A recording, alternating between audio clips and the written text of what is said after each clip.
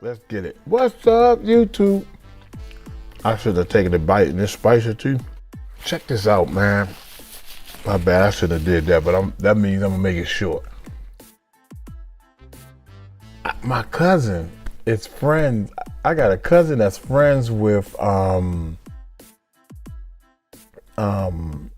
which comes mama. What I say, Upchurch? I forgot the boy name again. They done told me twice. He's married to, what's the girl name? Cardi B. Cardi B husband, mama. Cardi B's husband, I don't know who he is, off Cliff or off check, whatever that boy name is. His mama and my cousin are friends. What's up? I can hook you up, get you a record deal. Uncle Mikey, I got connections, baby. Oh my God. But also, I forgot, I got more connections. See, I'm connected in this game, baby. I got an aunt. My aunt is friends, they close friends with Alicia Keys' mama. Yeah, I can hook you up with Alicia Keys too. What's up? I got the hook up. If I call my aunt probably say, boy, I ain't heard from you in the last, I done had 10 birthdays, you ain't even called me. I'm sorry, auntie, but can I get the hook up? That's how people stretch their lives. Yeah, man, my aunt knows so-and-so. Like, and that they make that conversation like like that's something. Anyway, man, but I know Puffy. I know Puffy because Puffy was the dancer for Stacey Lattisaw, and I used to work at the studio with Stacey Lattisaw's husband. All this is true stories. All this is true. So I know Puffy. Well, I don't know him by name, but he probably don't know me. I ain't gonna sit there and write no book about his girlfriend. I know that much. I talked to Puffy. I talked to him. I was doing my work, right? I was winding up the cables and stuff. And I said, excuse me, man, I'm trying to wind up the cable. Oh, my fault, cuz. See, I said, excuse me. But we talked. We did talk. That was it. That's all I said to him. That was it. I didn't even know he was Puffy. Or he wasn't Puffy then. I don't know what he called himself back then, but he was a dancer. Anyway, Diddy and Kim Porter, man. The mysterious death of the model. My Lady, Forever My Lady, my bad, Forever, my bad. P Diddy and Kim Porter, the mysterious death of, hey, what's the dude name I said again? What's Cardi B's husband name? Offset is his name. His name is Offset, not right on. Offset, off. Yeah, you gotta be a little off to be in this game. Y'all hit that subscribe button, hit that bell, man. Let's check this bad boy up. Royal Cafe in 1964. Wait a minute, y'all. Man, it's supposed to be from the beginning. The disclaimer got to roll first, baby, while I eat my chicken. We have breaking news to tell you about now. Model and actress Kim Porter, who shares 3 children with Sean Diddy Combs, has been found dead. Yeah, Kim Porter was found this morning in bed, unresponsive, in the upstairs bedroom of this Toluca Lake home. She was an actress and model, but was perhaps best known for her relationship with Sean Diddy Combs. Just about a half hour ago, we saw an LA County coroner's van leaving the property. Bad breaking news. ET confirms former model Kim Porter has died. She's the ex-girlfriend of Sean Diddy Combs and the mother of his children. She was 47 years old. Kim Porter dated Diddy off and on from 1994 to 2007. So we broke a very sad story yesterday about Kim Porter, the mother of Diddy's 3 children, who died yesterday, and it just seems so odd. She was 47 years old, yeah, and just suddenly died. It was really perplexing. Appreciate each other. And we call that picture a secret society. All we ask is trust. Exactly. I like that. It's a secret society. All we ask is trust.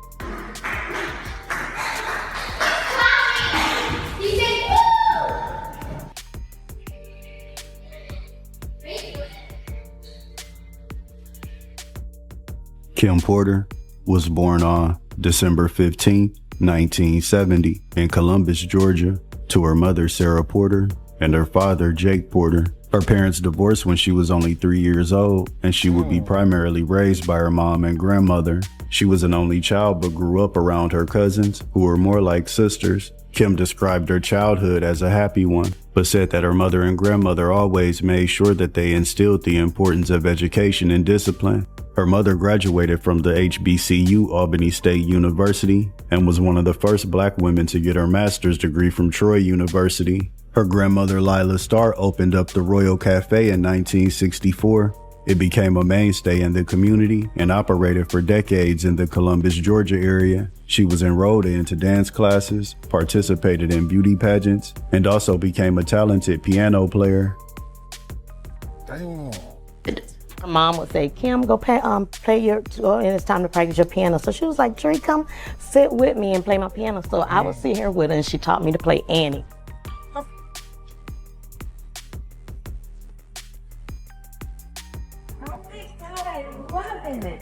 Wow, that's amazing. That's amazing.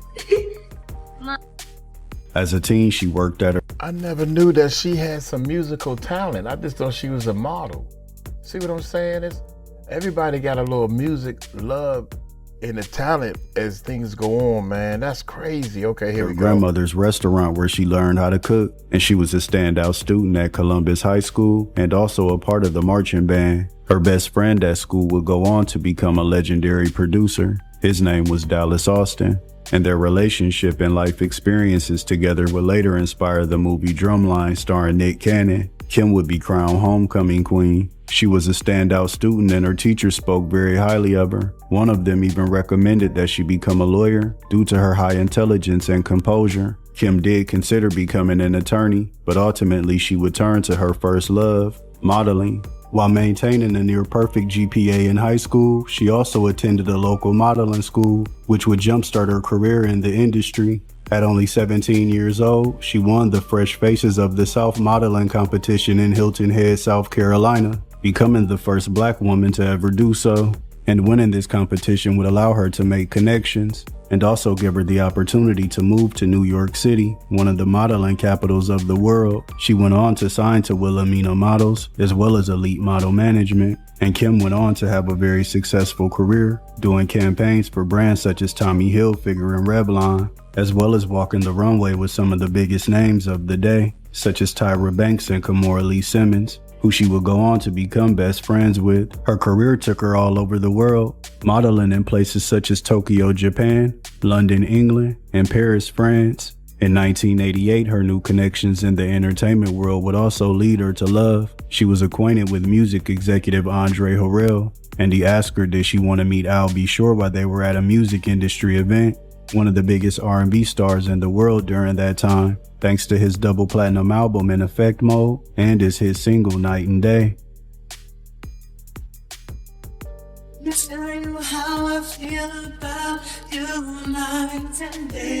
Introduced us. He actually came up to me and he was like, Kim, do you want to meet Al B. Sure? And I'm like, yeah.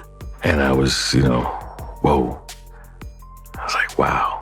He was nice. He was very genuine and sweet and compassionate. And those are the things that I fell in love with, outside of his good looks. But Kim would spend a lot of time modeling in Milan, Italy, so Al would take a lot of trips overseas to see her. And he also says that this is around the same time that they decided to get married. They were deeply in love, and they showed that love to the world in Al B. Sure's Misunderstanding video in 1990. And that would also be the same year that Kim would learn that she was pregnant with their child. And their union would become the inspiration for one of the most legendary R&B songs of all time, Jodeci's Forever My Lady. Al worked as a producer and a writer as well, and he dedicated the song to the mother of his child, Kim Porter. Like a dream. I started to write the song, Forever My Lady, and it was about Kimberly. The song was about Kim. So you having my baby, it means so much to me. And I remember they were working on the song and they couldn't come up with the lyrics. And Al looked at me and he was like, so you're having my baby. And I was like, ah! And on June 4th, 1991, the couple would welcome their first child to the world, Quincy Brown, who was named after Al's mentor, prolific music producer Quincy Jones. And Al B. Sure also shares the same birthday with his firstborn son. In the early 90s, Kim started to feel like modeling overseas and trying to be a good mom to a newborn son was way too difficult. So she took a job as a receptionist in New York City, working at the Uptown Records office for Andre Harrell, and her husband Al B. Sure was there as a producer working with the label's musical acts. In late 1991, Kim and Al were at the Uptown offices with their newborn son, Quincy. And this would also be the day that Kim would meet the man who she would forever be intertwined with, a young up-and-coming A&R at the label named Sean Combs, back then known as Puff Daddy. The first time he seen her, she was in the studio with Al, and even though he knew that she was in a relationship, it didn't stop him from admiring her beauty and even secretly wishing that she was with him instead. Al had influence in getting Kim a job at Uptown, and Kim became the receptionist. Damn, young, she looked just like the twins. If you didn't even know, you would think that was one of the twins, like older or something, like trying to extra makeup or something. Dang, she looked just like them twins. God dang. Al had influence in getting Kim a job at Uptown, and Kim became the receptionist. At one point, I was working on Casey and JoJo on one of the soundtracks, and Sean came by the studio. I believe he may have been with his significant other at the time, who was Misa. And I was in the studio with Kimberly, and we had the baby with us at that point, I think, and I was at the mixing board. He walked into the studio, and he looked over, and he saw this really beautiful girl. And she was holding this really beautiful baby. And he said, "Hey, man, I wish I had a beautiful girl like that." I was like, you do? It's Misa. But during this time, Al B. Sure was a certified star with a lot more influence and a much bigger name than Puff, because even though it seemed like Kim had the perfect family with her superstar husband and her new baby, cracks would begin to show in her picture-perfect life. He fell victim to the trappings of fame, the celebrity status, the money, and the unlimited amount of women. A lot of times they would come right up to him even if Kim was standing right there, trying to flirt with him and give him their number. The circumstances put a heavy strain on their relationship, and it caused a very toxic dynamic between the two. According to family and friends, they were both very controlling over one another. Al knew that a lot of men wanted Kim as well, so this caused him to be very possessive, wanting to know where Kim was at all times.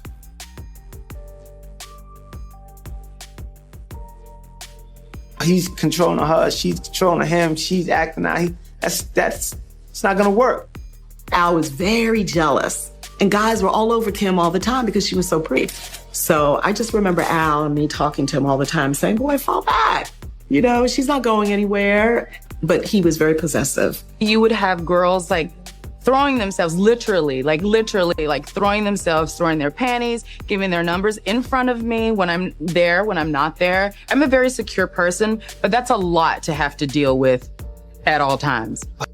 Kim discovered that Al fathered another child with a woman who gave birth shortly after Quincy was born. After parting ways with Al B. Sure, Kim would continue to further her career, starring in multiple music videos, such as Heavy D's Nothing But Love For You, D'Angelo's Brown Sugar, and Jodeci's Fiendin'. I got the man here in charge, Devontae Queen was running things, and his leading lady. All right, now did you do all the casting for this? I did a lot of the casting for it. And what made you pick Miss Kimmy Kim? It's been a long time friend of mine, you know. She was the most beautiful girl I know. So I asked her to do the video. Say, yeah. Puff Daddy had his own relationship going on with stylist Misa Hilton, who gave birth to his firstborn son, Justin Combs, on December 30th of 1993. But once that relationship came to an end, he put his sights on getting with Kim Porter.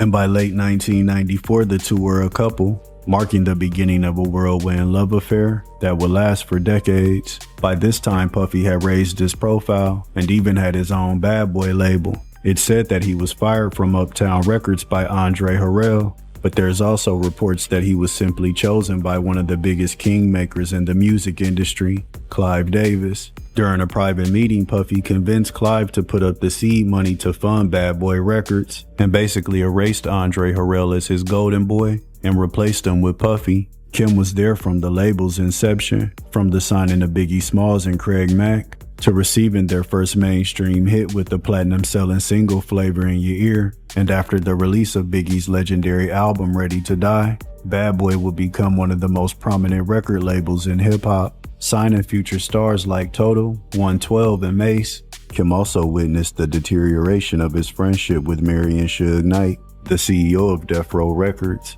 after Suge's best friend Jake Robles was murdered at an after-party down in Atlanta being held by Jermaine Dupri, and he was allegedly shot and killed by P Diddy's bodyguard Anthony Wolf Jones. That situation served as the catalyst for what would become the East Coast vs. West Coast rap wars that boiled over at the 1995 Source Awards.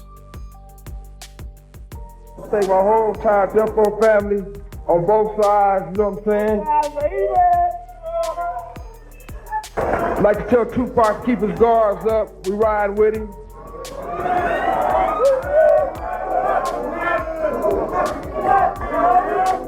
And one other thing I'd like to say, any artists out there want to be an artist and want to stay a star, and don't want to have to worry about the executive producer trying to be all in the video, all on the record, dancing.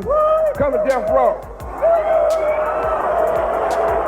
Multiple people would lose their lives behind the scenes and publicly due to this East Coast vs. West Coast war that would result in two rap legends losing their lives at a young age. On September 13th, 1996, Tupac Shakur was shot multiple times after attending a Mike Tyson fight with Suge Knight.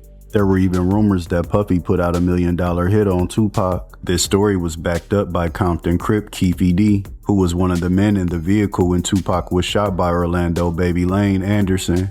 And 6 months later, on March 9th, 1997, Biggie would be murdered after attending the Soul Train Music Awards with Puffy. But through it all, Kim stayed by his side. When it looked like Bad Boy might not recover after Biggie's death, Kim was the one to motivate him to continue on, and Puffy would eventually become the biggest star on the label himself.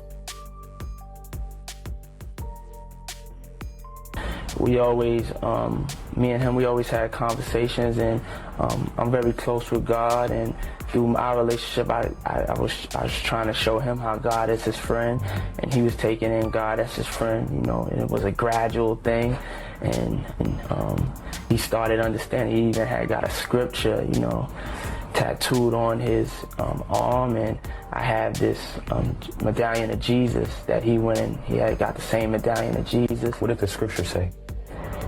It said, the Lord is the light of my life. Whom shall I fear? The Lord is my salvation. Whom shall I be afraid? When the wicked, even my enemies and foes, came to eat upon my flesh, they stumbled and fell. Puffy and Kim would be featured on the cover of his newest magazine titled Notorious, making a pregnancy announcement and celebrating their first child being on the way. But unfortunately, Kim's loyalty wouldn't be rewarded, because shortly after giving birth to their first child together, Christian Combs, in April of 1998, she discovered that Puffy had an ongoing side relationship with another up-and-coming celebrity, Jennifer Lopez, who he had become infatuated with after seeing her in the movie Selena. He personally called her and asked her did she want to be a part of his newest music video titled Been Around the World. And as soon as they met on set, the sparks flew immediately. And after that music video, they would begin their affair, all while Kim was at home pregnant with their first child together. Not to mention that Jennifer Lopez was still married to her first husband, Ohani Noah, during this time. My light bulb went off. I just saw Selena. I said, I know Honey could dance. Let me call her, see if she's with it. He was like, so you used to dance, right? And I go, yeah, I used to dance. And he's like, I think it's time to let people know that you can dance again. And I was like, you know what? You're right. You know?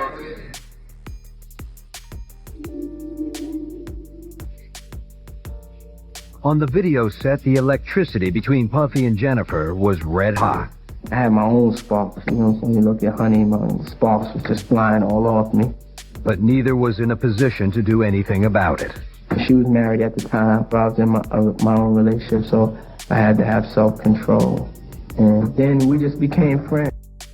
But it seemed that by July of 1999, they had reconciled because Kim was spotted out with a huge diamond on her ring finger. Unfortunately, this didn't stop Puffy from popping out with Jennifer Lopez at the 1999 Video Music Awards. This move really embarrassed Kim and caused her to kick Puff out of the home that they shared. Publicly, Puffy wanted to be with Jennifer Lopez, presenting themselves as the perfect power couple, him being a successful CEO and businessman, and Jennifer Lopez rising as a superstar singer and actress. Puffy loved the spotlight and media coverage that he got being with Jennifer Lopez, but privately, he still wanted Kim, or at least he still wanted to control her. Kim would often confide in her best friend, Kimora Lee Simmons, about what she was going through in her relationship with Puffy. The constant fighting and arguing, the confusion of where they really stood, and the public embarrassment from his relationship with J-Lo. Eventually, she decided that she didn't want to be anywhere near her ex, so she left New York City and went back to her home state of Georgia. But even though she relocated, Puffy would still be a part of her life regardless. Damn, them some fine women. All of them fine. I'm talking fine as a bottle of wine. Jennifer Lopez, Russell Simmons' wife, Kim Porter. You want a fine woman, you get a fine woman, and then you screw up. He would frequently fly down south to see her, to keep New York City, and went back to her home state of Georgia. Mercy. But even though she relocated, Puffy would still be a part of her life regardless. He would frequently fly down south to see her, to keep an eye on her and make sure she wasn't doing anything that he wouldn't approve of.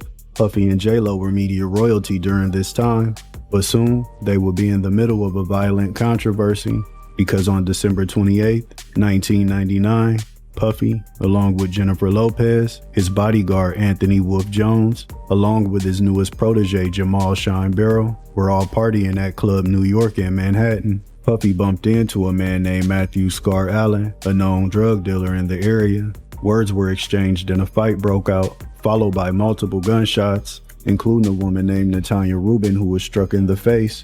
Puffy, J-Lo, and the rest of their entourage ran out of the club into their SUVs. It said that Puffy even tried to bribe his driver while they were on a high-speed chase, telling him that he would pay him a lot of money to say that the gun was his, but the driver refused. Everyone in the vehicle would be arrested and hit with multiple charges, but J-Lo was released almost immediately. This situation put a stain on Puffy's public image, especially after being in the middle of the East versus West beef, where multiple people lost their lives. But with his name in the news headlines connected to a shooting, now that was all in jeopardy. He prided himself on coming off as a businessman and not a thug. Rap mogul Sean Puffy Combs pleaded not guilty today to charges stemming from a nightclub shooting. Combs was arraigned on charges of criminal possession of a handgun. Those charges are related to a shooting at a Midtown nightclub last December that injured 3 people. Combs and his girlfriend Jennifer Lopez were stopped after leaving that club. Combs was arrested when police found a stolen gun in the front seat of his car. We know what happened, and we hope, that it all turns out the way. A stolen gun? I never knew it was a stolen gun. What? On charges of criminal possession of a handgun. Those charges are related to a shooting at a Midtown nightclub last December that injured 3 people. Combs and his girlfriend Jennifer Lopez were stopped after leaving that club. Combs was arrested when police found a stolen gun in the front seat of his car. We know what happened, and we hope, that it all turns out the way it's supposed to. You had to be disturbed by a report in the New York paper yesterday. Yeah. It said an eyewitness along 8th Avenue as your car drove by saw a female hand throwing a gun out of the car. Ridiculous. I don't even You're the want only to address female it. in the car. You don't want to talk about Ridiculous. it? You very confident that Puffy will be found innocent in this trial? Yes, I will. You going to testify? If they need me. But you haven't been asked I yet. haven't been asked yet. So. It's a difficult time, and Despite all the negative publicity, it didn't stop him from popping out with his new woman, J-Lo, at the 42nd Annual Grammy Awards on February 23rd of 2000. This was the award show where Jennifer Lopez wore the infamous dress, which absolutely broke the internet during that time and will be the reason that Google Images was created. I had never seen nothing like that. It was like the movie. Google images. When Puffy wow. showed up at the 2000 Grammys with Jennifer Lopez on his arm in a Versace dress that defied the laws of physics, he was the envy of men everywhere. I don't really know how long it took her to get into the dress because I was getting dressed in the other room. But I know it only took me a second to get her out of it.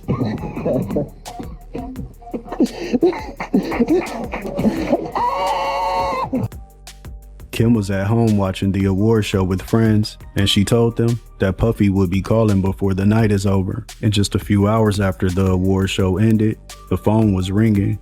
But despite Puffy still trying to play both sides, Kim was moving on and had started a new relationship with a man named Shakir Stewart. He was also a music executive and mentee of Antonio L.A. Reid of LaFace Records. He played a vital role in the careers of artists such as Ciara, Usher, Jeezy, Rick Ross, as well as helping Beyonce land her first publishing deal. He was a powerful man in the music industry in his own right, but he wasn't more powerful than Puff. And once he discovered that Shakir was in a relationship with Kim, he vowed to end it immediately. Puffy had connections to L.A. Reid as well due to his distribution deal with Arista. So when he got married in the summer of 2000, he was in attendance, along with Shakir Stewart. It's said that after the reception was over, Puffy went to Shakir's room and confronted him with his bodyguards, threatening to kill him if he didn't stay away from Kim and hitting him over the head with a chair. Soon after this encounter, Shakir ended his relationship with Kim. It seemed like if Puffy couldn't have her, then nobody could. He confronted Kim about her relationship with Shakir, and it turned into a huge fight. And it said that during the confrontation, Puffy broke Kim's nose. Then you heard about the fact that nose and everything. He broke Kim's nose on a yacht? Wow, I ain't hear about that. He broke Kim, let's say allegedly, but it was told by people in her camp that he broke Kim's nose on a yacht. Well, I took them to where the yacht came and picked them up at, and Puff said, I don't need no security because it was just personal friends getting on the yacht. And then I picked them up when the yacht came back, and I seen Kim's nose taped up.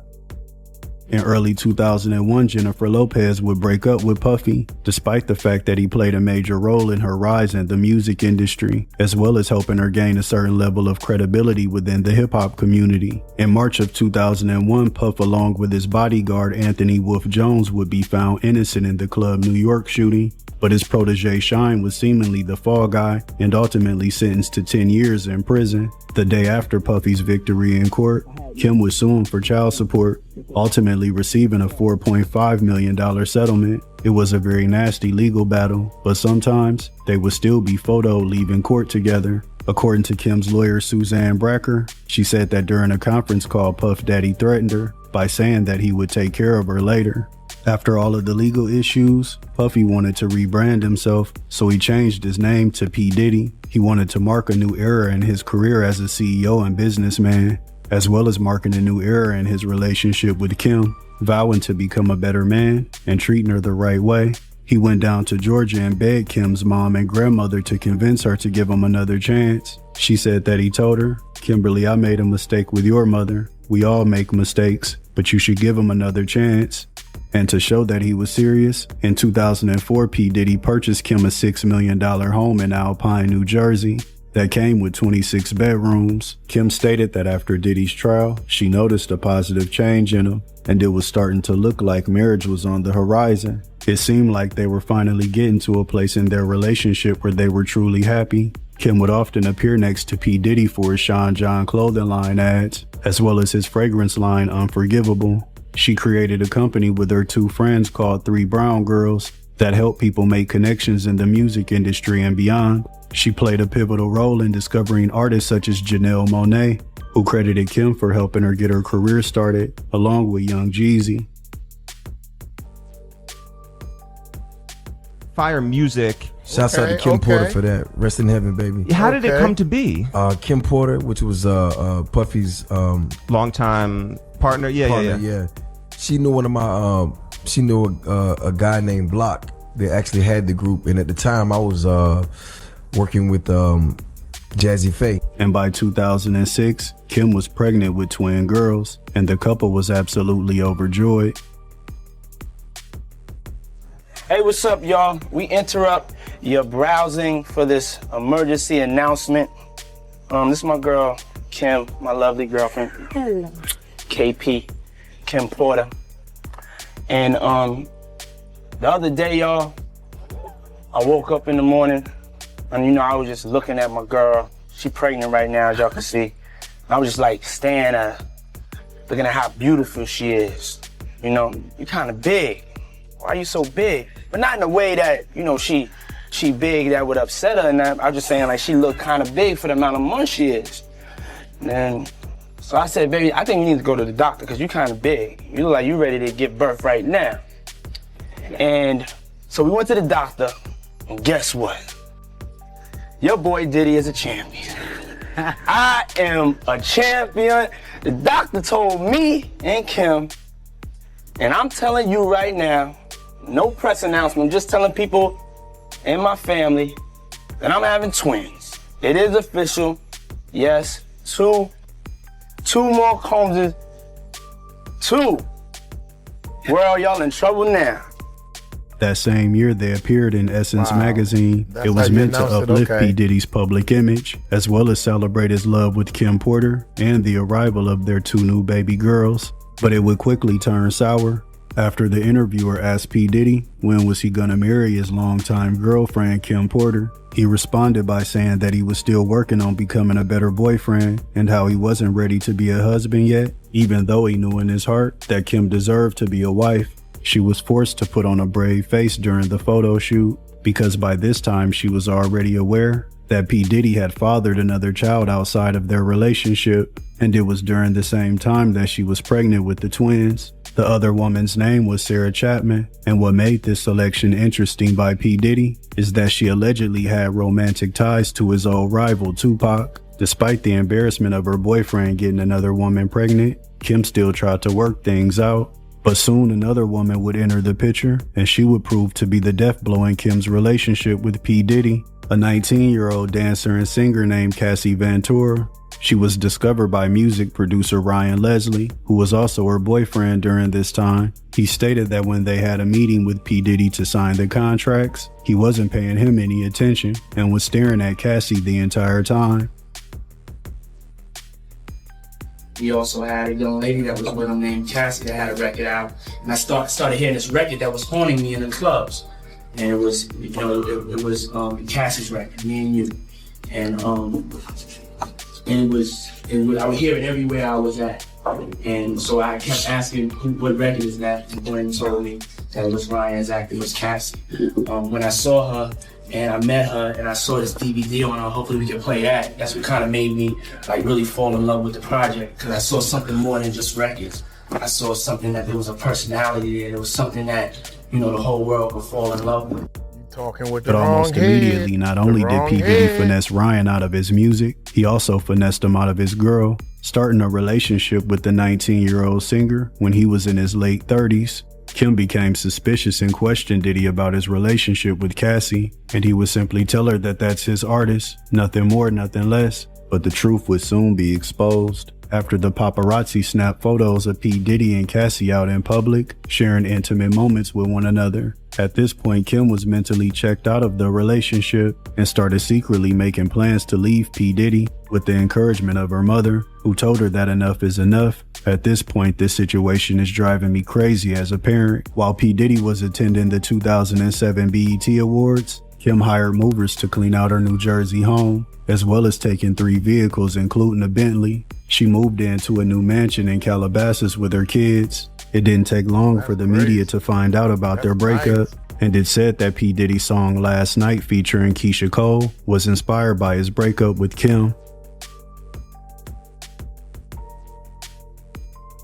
But one thing Puff will tell you is I'm not married. I remember the day that Kim Porter found out about Cassie. I want to blame myself a little bit about it because I was on duty. It was my watch. I want to say I was in Central Park, and at this time it wasn't like it is now. Wasn't no more cameras allowed. That person got a picture. Yo, go get that camera, yo. It was that type of thing. Like, it was one day that we was in Central Park, and this motherfucker decides that either he want to put his hand in the back of Cassie's pocket or Cassie want to put her hand in the back of his pocket. Somebody got the picture. And he was like, yo, boss. And I'm like, oh, man. And I couldn't get the camera. Now I got to go hunt. You know what I'm saying? Oh, man. Somehow, some way, Kim seen that picture of, I think it might have been in the newspaper the next day or something like that. Kim packed up everything. She packed up the twins. She packed up everything. Nobody knew where the she was at. When I tell you the whole house was empty in a matter of hours, the whole house was empty.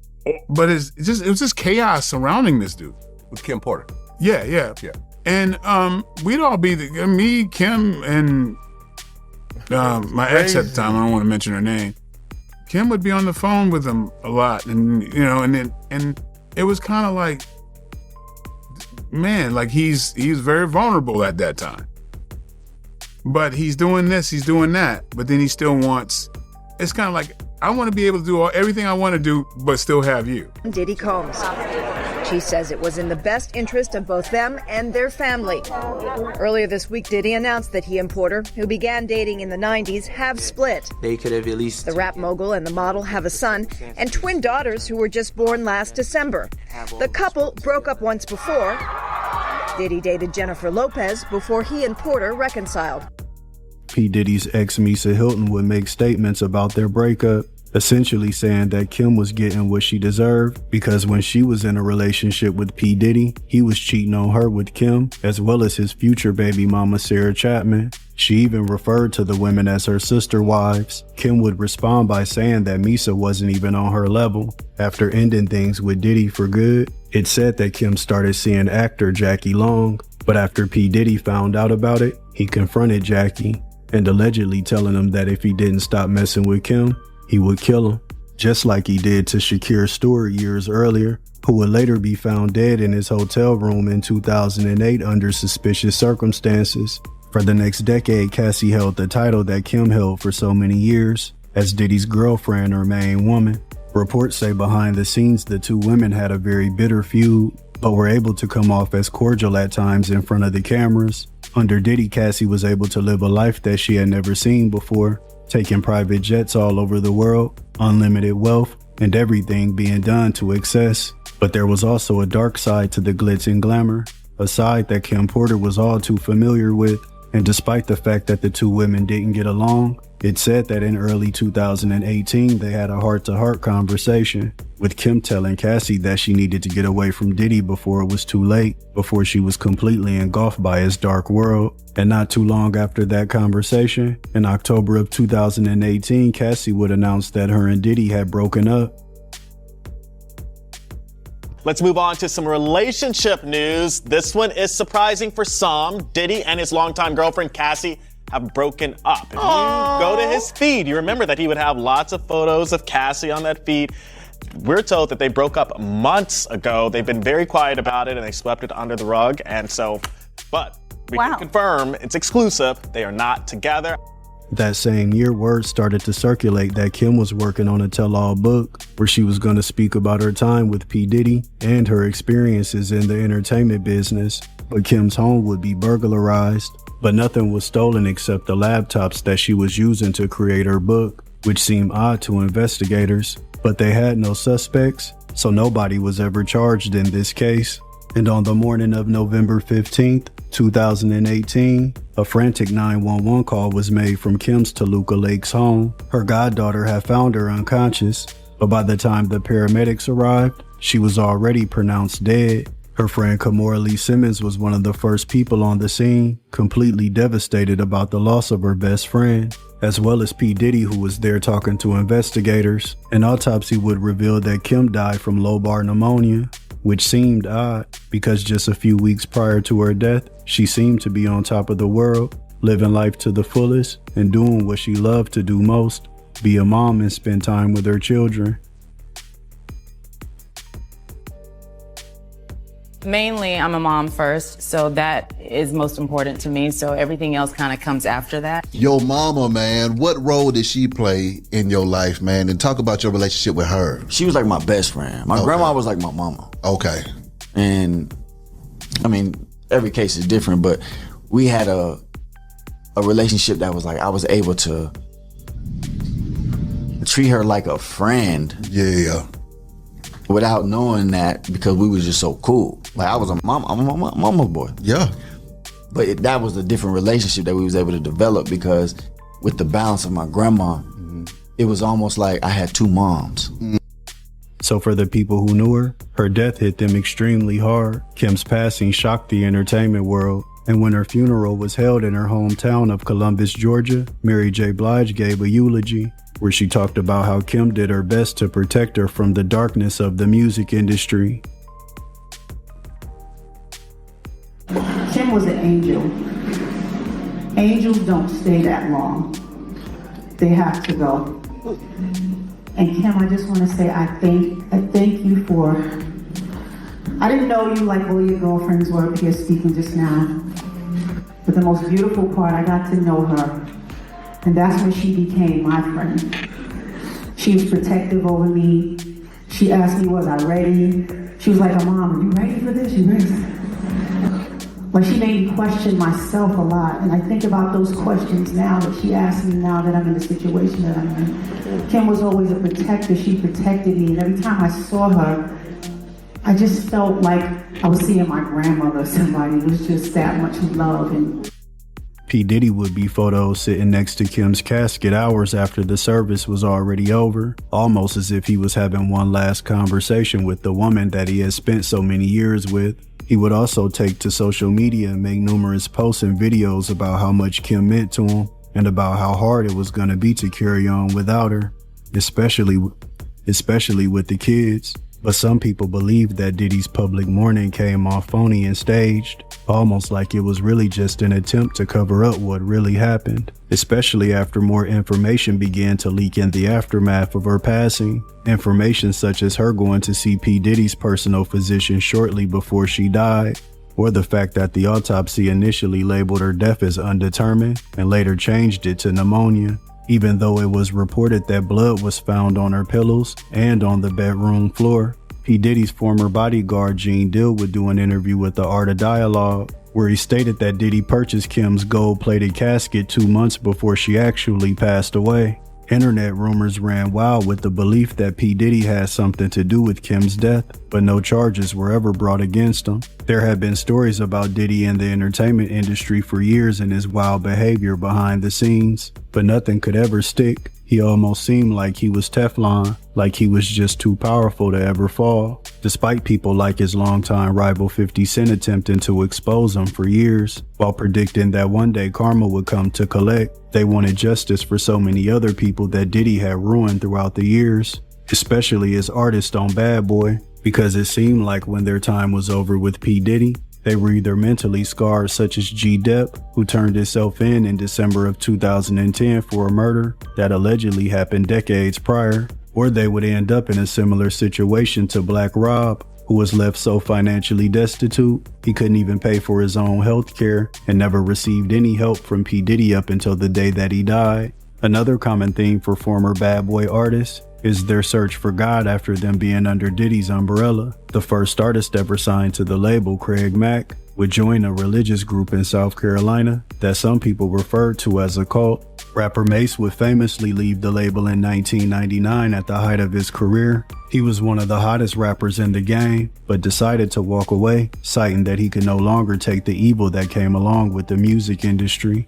Diddy's former protege Shine would also turn to religion. After he was sentenced to 10 years in prison for the Club New York shooting, he would convert to Judaism, not to mention the rapper Loon becoming a Muslim after his time on the label, or they would end up as an eternal symbol for the label in death.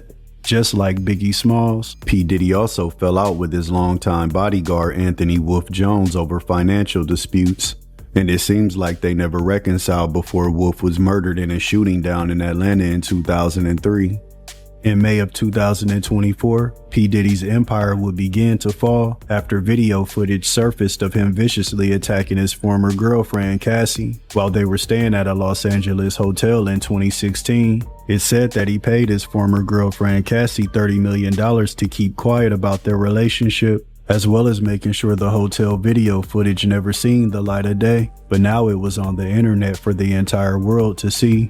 Diddy would come under investigation by the FBI and would ultimately be hit with a federal RICO charge. He was arrested in September of 2024, and now the man who has spent so many years front and center, basking in the glory of the spotlight, now had the spotlight on him for reasons he never could have imagined.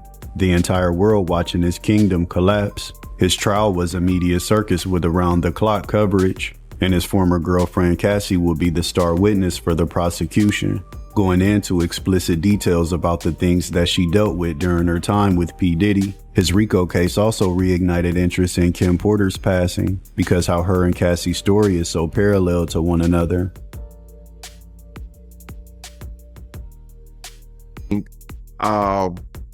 I didn't know her, but I knew somebody like her, and that was Kim Porter.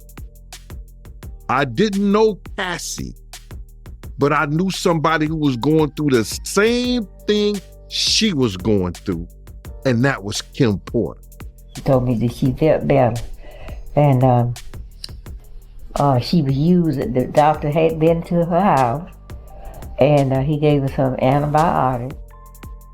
Although the rumors would persist for years, there was never any tangible evidence brought forth that would tie P Diddy to Kim's death. In the wake of his daughter's passing, Kim's dad Jake supported Diddy and also stated that he didn't think his daughter's case should be reinvestigated, even though Kim's former husband, I'll Be Sure, has went public on multiple occasions stating that he believes P Diddy has something to do with her death. But shortly after making those statements, he would mysteriously fall ill, spending months in the hospital and almost losing his life.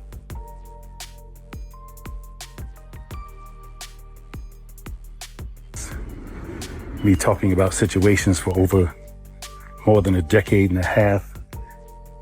And then all of a sudden everybody woke up like, whoa, yo, we thought you were crazy. You actually knew what they did to me. There was a bounty on my head. There was a bunch of stuff. So do you think specifically then that Sean Diddy Combs or people affiliated with him did something to you that caused you to have multi-organ failure? I believe this to be the case, yes. Absolutely. Wow. My first time saying it. It's quite possible that Kim's passing came from a medical condition that accelerated quickly, that ultimately took her life, but people on the internet believe that it was something much more nefarious, something much more dark. Her case still remains somewhat of a mystery that may never be solved. And Kim Porter, she was only 47 years old when she died. Rest in peace, Queen.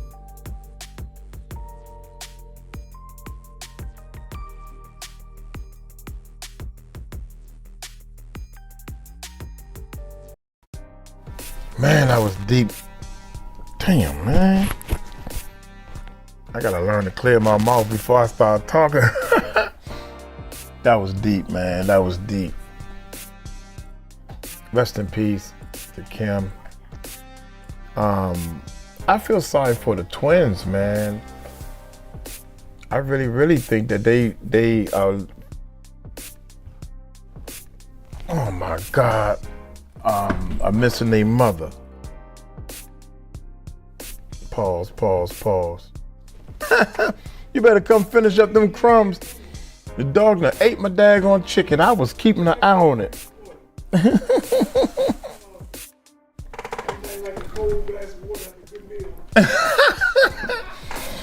Daggone dog done ate all my chicken, young. The Kentucky Fried. Y'all know Uncle Mike like that Kentucky Fried. God dang it. I got all my stuff around me long as it's on camera. I heard his munching. I looked back. Oh my gracious. But anyway, rest in peace to Kim Porter. I feel sorry for the twins. I wonder, is there a slight doubt of any of the kids saying, Daddy off mommy? I wonder, man. I couldn't put nobody through that. Anything like that, man. I couldn't put nobody through that. Look here. I'm gonna get on up out of here. I gotta clean up these crumbs now. Dog done ate my daggone Kentucky Fried Chicken. Should I ask him, do he want some sauce? Y'all take it light, take it slow. Tell him Uncle Mike told you so. Peace out.